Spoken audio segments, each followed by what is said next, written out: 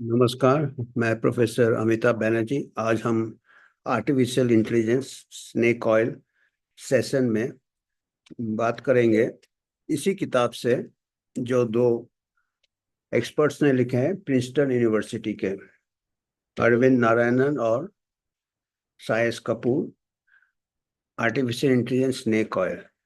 तो आज जो इनका जो किताब का जो अंश है वो क्या बात कर रहे हैं कि जो गलत आशाएं हैं, मिथ्स आर्टिफिशियल इंटेलिजेंस के बारे में, वो क्यों बना रहता है, कहीं हाई लेवल में बना रहता है। आज आप खुद देख रहे होंगे चारों तरफ एआई एआई आर्टिफिशियल इंटेलिजेंस। और जहाँ तक कि यहाँ तक बोलते कि और ह्यूमन जैसे सुपर इंटेलिजेंस हो जाएगा और हम उनके हम गुलाम हो जाएंगे आर्टिफिशियल इंटेलिजेंस के। यहाँ तक मतलब एक्सट्रीम में चले जाते हैं लोग। तो म, अभी आज इसी इसमें बताया कि जैसे पिछले सेशन में हमने बताया था कि मार्केटिंग किया सेप्सिस के लिए अस्पताल में, बाद में पता चला कि ज़्यादा उसका फायदा नहीं हुआ कि कौन पेशेंट बचेंगे कौन पेशेंट नहीं बचेंगे सेप्सिस से। एपिक और पर बाद में जब तक 4 साल 5 साल किसी ने उसको चैलेंज नहीं किया। फिर कुछ शोधकर्ता ने शोध किया तो फिर वो धीरे से उसको विड्रॉ कर लिया। पर ये 4 5 साल में काफी प्रॉफिट हो गया होगा, काफी नुकसान भी हो गया होगा शायद पेशेंट्स को। तो हमको यही फिक्र है as a doctor, as a medical person, कि जो स्नेक ऑयल है सबसे ज्यादा हमारे मेडिसिन में प्रचार होता है इसका। क्योंकि लोग कई बार कुछ भी करने को तैयार है थोड़ी सी आशा मिल जाए तो। जहाँ तक जीवन मौत का सवाल है, कोई बीमारी का सवाल हो तो इंसान डेस्परेट हो जाता है। कई बार तरह तरह की चीज करेगा, तरह तरह की मन्नत मांगेगा, तरह तरह की ये करेगा। जैसे डूबता इंसान क्या ना करे, तो उसमें स्नेक ऑयल का मार्केट काफी बढ़ जाता है। और अभी आर्टिफिशियल इंटेलिजेंस हेल्थ फील्ड में बहुत बड़ा चढ़ा के अस्पताल का ही अडॉप्ट करने जा रहे हैं या कर लिए हैं, या मार्केटिंग अस्पताल की तरफ भी हो रहा है, हेल्थ केयर में भी हो रहा है, हेल्थ पब्लिक हेल्थ में भी हो रहा है। पेंडेमिक के मॉडल्स बन रहे हैं, ये प्रिडिक्शंस हो रहे हैं, जिससे लोग उसको एकदम समझते हैं कि बिल्कुल पत्थर की लकीर है, एआई गलती नहीं कर सकता। पर इसमें जहाँ तक अभी तक हमने जितने इसमें डिस्कशन किया है, एआई आप जो डेटा देते हो उसी को ऊपर ट्रेन होता है। अगर आपका डेटा इनकम्प्लीट होगा तो उसके प्रिडिक्शंस भी इनकम्प्लीट होंगे। वो जो गार्बेज इन गार्बेज आउट, कचरा अंदर डालो तो कचरा बाहर निकलेगा, और एआई में तो और एम्पलीफाई होके निकलेगा, और ज्यादा नुकसान का संभावना रहता है, हानि का। तो एआई पहले के टेक्नोलॉजी भी हाइप होते थे हमेशा, और अभी के टेक्नोलॉजी भी हाइप हो रहे हैं। तो ये अभी बता रहे हैं कि कौन कौन से प्लेयर्स है, स्टेक होल्डर्स है, वेस्टेड इंटरेस्ट है, जो कि इसको बढ़ा चढ़ा के आग में पेट्रोल डाल रहा है। एआई का हाइप जिसको कहते हैं, प्रोपेगेंडा, तो लोग मान लेते हैं। क्योंकि एन इससे मिथ्स जो एक प्रकार से फेंकते हैं लोग, उसको लोग एआई के नाम से क्वेश्चन नहीं करते हैं, और उससे क्या होता है, स्नेक ऑयल का बिक्री और हो जाता है। और इसमें कौन कौन से लोग हैं आज उन्होंने इसके ऊपर बात हम करेंगे इस किताब से। और इस चैप्टर आगे और विस्तार से बताएंगे। आज थोड़ा ओवरव्यू दे रहे हैं कि कौन कौन लोग इसमें मुनाफा आता है उनको, उनको फेम मिलता है, या कई बार उनको कुछ समझ में नहीं आते। कुछ कुछ सेलिब्रिटी आ जाते हैं, अपना नाम दे देते हैं, और ऊपर चला जाता है एआई का प्रोपेगेंडा। सेलिब्रिटी को मालूम भी नहीं होता कि क्या कर रहे हैं वो। वो आजकल मेडिकल फील्ड में हो ही रहा है, वो कोई भी चीज प्रमोट करना है, कोई दवाई, कोई वैक्सीन, कोई ये, तो एआई भी वो एक नया एक ये आ गया है। कोई भी सेलिब्रिटी बोलता सोचता वो बिल्कुल वेरी प्रोग्रेसिव है साइंस, और थोड़ा भी अगर कोई उसको डाउट ये करेगा तो उसको एंटी साइंस लेबल कर देते हैं, चुप करा देते हैं। ये अभी बहुत ये हो रहा है जनहित में, ये अच्छा नहीं है। कई प्लेयर्स आ रहे हैं इसमें। तो ये कहते हैं कि मेजर सोर्सेस क्या है, ये मिस इन्फॉर्मेशन देखिए, अभी मिस इन्फॉर्मेशन वर्ड इन्होंने यूज किया। कंपनीज हैं, जो कंपनीज एआई डेवलप करता है। रिसर्चर्स भी है आजकल।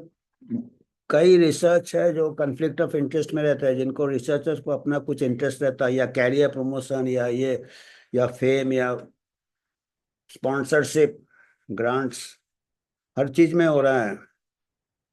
जर्नलिस्ट, वो तो उनको कुछ नॉलेज का डेप्थ नहीं रहता है, उनका अपना टीआरपी बढ़ाता रहता है, तो कोई भी नया चीज आए वो तो बिल्कुल बलून, गुब्बारा फुलाते रहते हैं वो जर्नलिस्ट।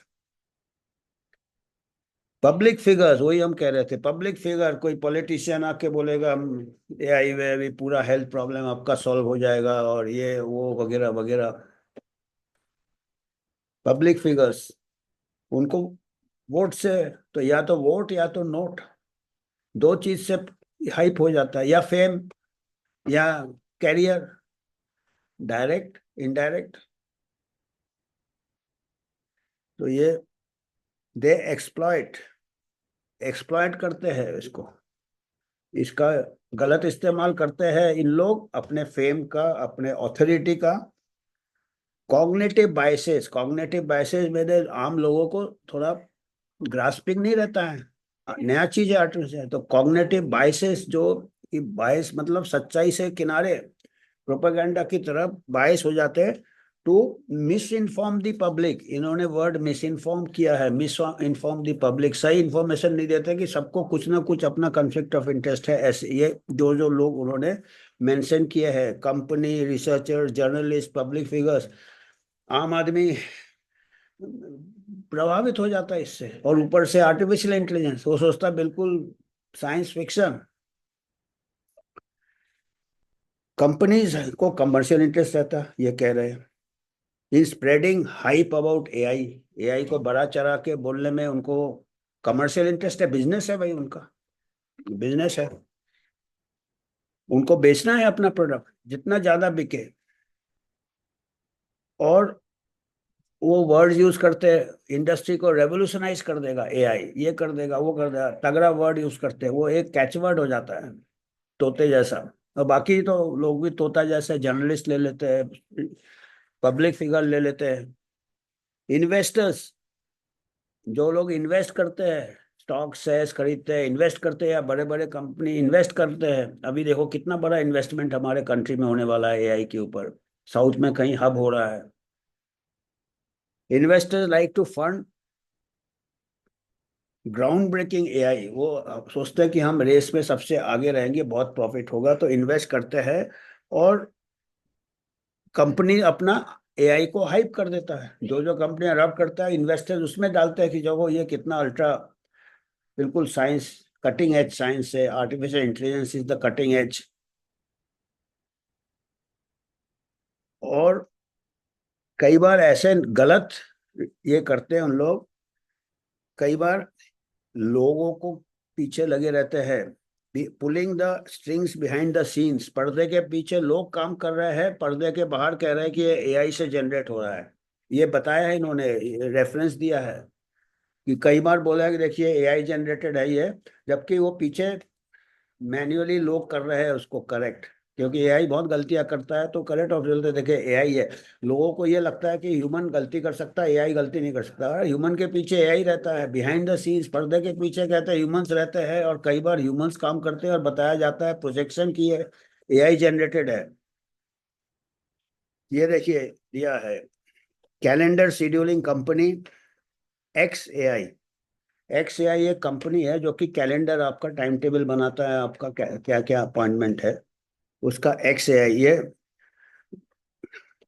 एडवर्टाइज्ड कि इनका जो आर्टिफिशियल इंटेलिजेंस का जो पर्सनल असिस्टेंट है मशीन का, मशीन आपको असिस्ट करेगा, आपका मीटिंग वगैरह ऑटोमेटिकली शेड्यूल कर देगा आपका मीटिंग, क्लेमिंग और scheduling. AI will send time option to your guest. वो एआई आपका कौन से टाइम मीटिंग चाहिए आपके क्लाइंट को भेज देगा या आपके गेस्ट को भेज देगा, और कोई एक्स्ट्रा डिटेल आप डालेंगे अपने आप वो अपडेट कर देगा एआई। पर असली में क्या था, in fact the company task humans with reading, पीछे पर्दे के ह्यूमंस बैठाए थे reading and correcting errors in nearly every email generated by it's artificial intelligence schedule. जो जब दिया एआई को, हर ईमेल में जो भेजा जा रहा था क्लाइंट को या उनके गेस्ट को, हर ईमेल में गलतियां थी और उसको ह्यूमन बीइंग मैन्युअली करेक्ट कर रहे थे। पर लोग सोचते देखो एआई जनरेटेड है, कितना है, मतलब जस्ट फॉर प्रमोशन कंपनी जैसा शॉर्टकट करता है, या लॉन्ग कट ही है एक्चुअली, ह्यूमंस में ज्यादा लेबर लगता है पर वो प्रमोट कर देता है। और ह्यूमंस तो चीप लेबर यूज करते हैं डेवलपिंग कंट्रीज से, बहुत कम पैसे में इसमें पूरा स्वेट शॉप है। तो ये तो लोग ऐसे डरते हैं कि एआई से शायद जॉब चला जाएगा, ये जॉब बढ़ जाएगा। किस टाइप का जॉब, वो लेबर का जॉब जैसे होता था ना, ईंटें ले जा रहे हैं, पत्थर ले जा रहा है, ताजमहल बनाया यार, कुतुब मीनार बनाया, ऐसे आजकल एआई इंडस्ट्री बढ़ेगा और उसके पीछे ऐसे लेबर, मेंटल लेबर काम करेगा, इस टाइप के जॉब जो कि काफी बोरिंग है, रेपिटेटिव है, और बाहर से उसका चमक धमक एआई का होगा। यह मैंने अपने हिस्से डाल दिया। तो ये अभी लाइफ टाइम क्लेम, एक और कोई कंपनी है, AI detect events that could harm public safety such as active shooters.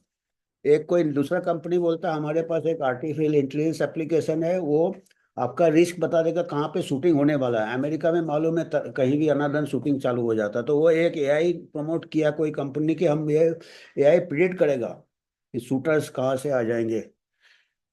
तो उसका कितना $200 मिलियन रेज हो गया उस पे, and secured 20 million contract, $20 million contract मिल गया उसको विद द स्टेट ऑफ उटा। कोई यूएसए में कोई एक स्टेट ने उसको दे दिया 20 मिलियन का कंट्रैक्ट, क्योंकि चलती रहती गोलियां वहां। फिर जब ऑडिट किया लाइफ टाइम का, ये वाले कंपनी का, पता चला कि कंपनी ने एआई इस्तेमाल ही नहीं किया, आउटपुट दे दिया ह्यूमन इंटेलिजेंस से, इधर उधर से कैसे भी बना के दे दिया। कितना शूटिंग होता है।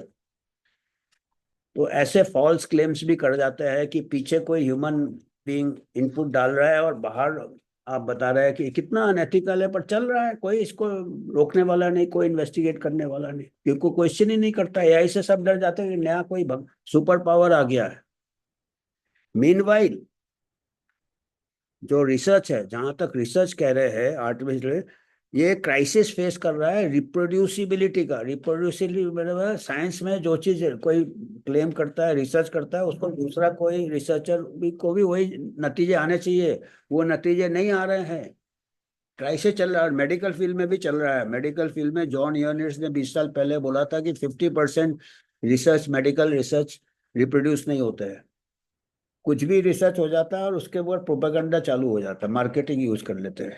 रिसर्च एक है, ऐसा हो गया है जो कंपनीज जब स्पॉन्सर करता है, उनका एक एक्सटेंशन काउंटर हो गया पब्लिक रिलेशंस का रिसर्च। तो इसमें भी वही कह रहा है कि रिसर्च में रिप्रोड्यूसिबिलिटी क्राइसिस एआई रिसर्च में भी चल रहा है, ऐसा crisis. A lot of AI research is not independently verified. Artificial intelligence में जो मैक्सिमम रिसर्च है, किसी इंडिपेंडेंट ने उसको वेरीफाई नहीं किया है।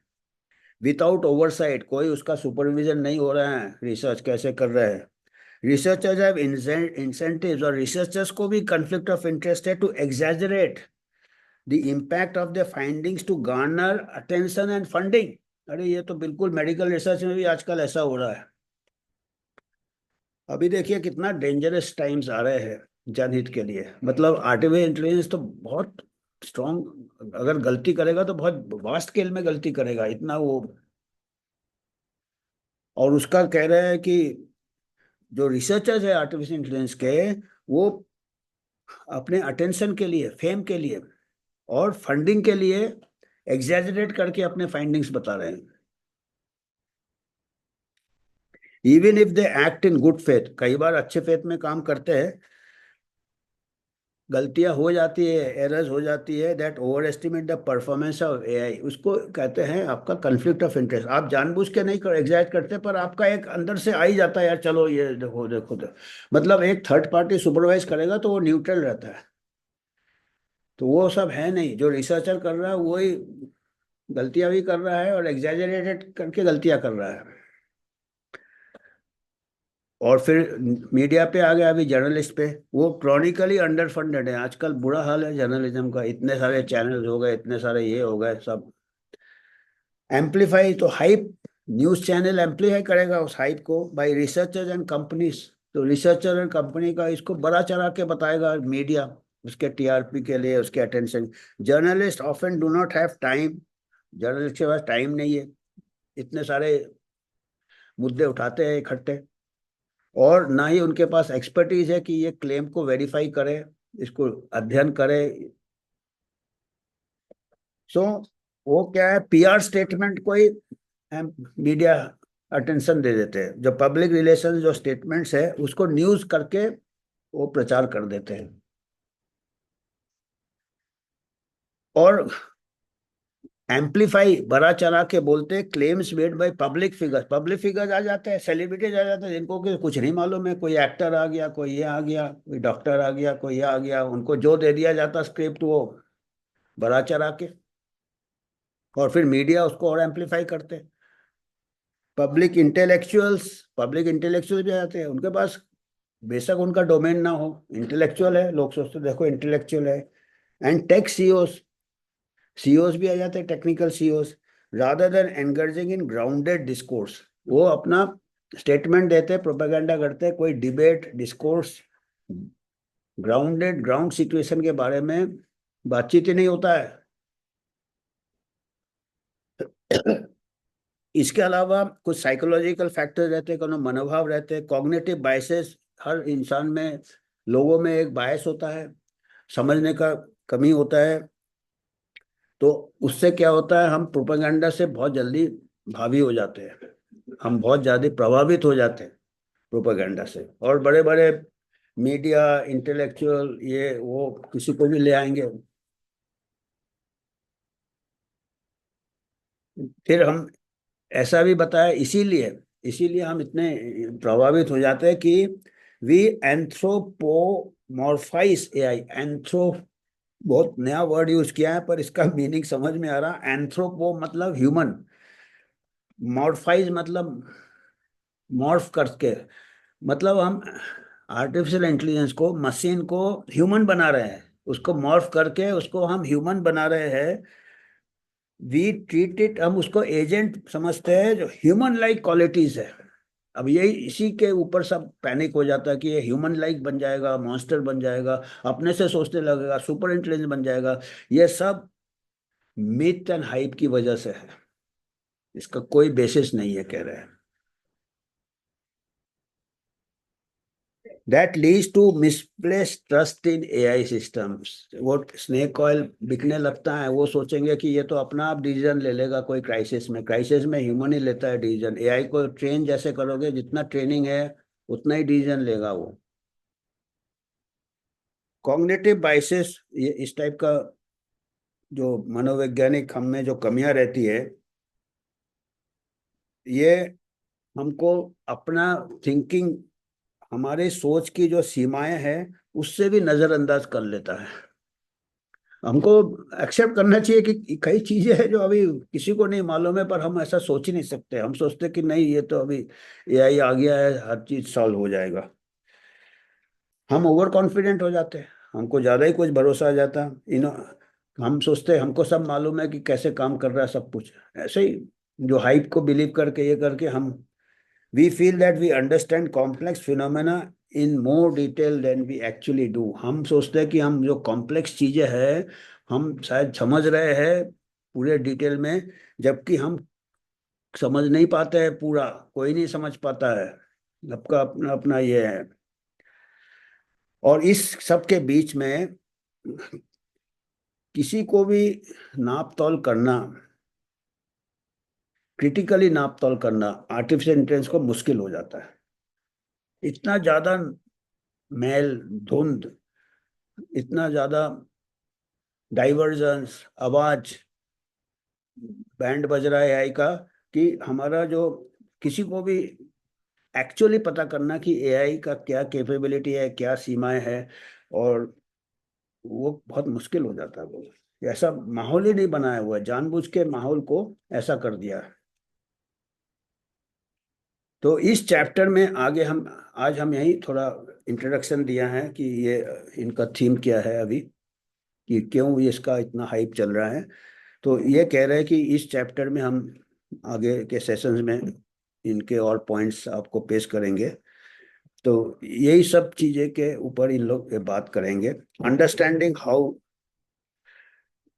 वो कह रहे हैं कि अगर हम समझ जाए कि ये जब बड़ा चढ़ा के कौन कैसे कर रहा है और क्यों कर रहा है एआई का, तो उसके ऊपर हम अपने आप को बचाव भी हम कर सकते हैं, कि हम ये स्नेक ऑयल के इसमें ना आ जाए लपेटे में, अपने को बचा भी सकते हैं। तो इसीलिए ये जानना जरूरी है कि क्या डायनेमिक्स है, क्या लोगों की नियत है, जो लोग ऐसा कर रहे हैं और कैसे कर रहे हैं, और एक्चुअल क्या है और बड़ा क्या। अगर ये सब चीजें हम समझ जाए क्यों, तो हम क्या करना है इस सब से बचने के लिए, तभी हम उसके बारे में सोच सकते हैं। तो धन्यवाद, आज हमको इतना ही एक था। अभी काफी मेरे को भी थोड़ा साथ साथ पढ़ रहा हूँ, तो थोड़े बहुत आइडियाज क्लियर हो रहे हैं। मैं भी ये सब में आ गया था कि भाई ये तो अभी बहुत सुपर इंटरेस्ट, मैं कुछ बल्कि लेख भी लिख दिया था कि कई स्पेशलिटी खत्म हो जाएंगे रेडियोलॉजी डम। अभी पता चल रहा कि वो सब हाइप था, और मेरे को अभी थोड़ा ये आ रहा है कि क्यों ऐसे मैं भी आ गया था। पर ऐसे तो इत्तेफाक था, ये हाथ लगा मेरे को, हम भी अंधेरे में रह जाते हैं। तो हमने सोचा पूरा जितने लोग को बता सकूं बताना अच्छा है। धन्यवाद।